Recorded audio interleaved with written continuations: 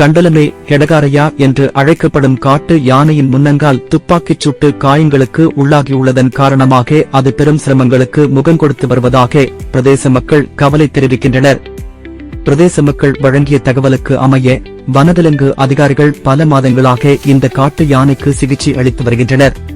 அதன்படி குறித்த காட்டு யானைக்கு உணவளிக்க வேண்டாம் என்று வனவிலங்கு அதிகாரிகள் பொதுமக்களுக்கு அறிவித்துள்ளனர். இருப்பினும் துப்பாக்கிச் சூட்டு காயத்தின் காரணமாக காட்டு யானை காட்டுக்குள் சுற்றித் திரிவதில்லை என்றும் கண்டலம ஏரியைச் சுற்றி மட்டுமே காணப்படுவதாகவும் எனவே யானைக்கு உணவு பற்றாக்குறை ஏற்பட்டுள்ளதாக பிரதேச மக்கள் சுட்டிக்காட்டுகின்றனர். அதன்படி அப்பகுதியைச் சேர்ந்த பலர் யானை இருக்கும் இடத்திற்கு தங்களால் இயன்றளவு உணவை கொண்டு வருவதை அவதானிக்க முடிகிறது. இதேவேளை யானையின் பாதுகாப்பிற்காக போலீஸ் அதிகாரிகளும் பணியில் ஈடுபடுத்தப்பட்டுள்ளதாக தெரிவிக்கப்பட்டுள்ளது. சமீபத்தில் சுற்றாடல் அமைச்சரும் பிரதி அமைச்சரும் காட்டு யானையின் உடல்நிலை தொடர்பில் ஆராய்வதற்காக அங்கு சென்றதாகவும் தெரிவிக்கப்பட்டுள்ளது.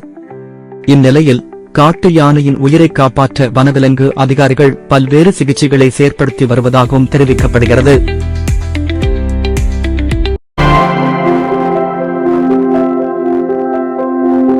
மேலதிக தகவல்களை அறிந்து கொள்ள CNX தமிழ் ஃபேஸ்புக் செய்தி பக்கத்தை பார்வையிடவும்.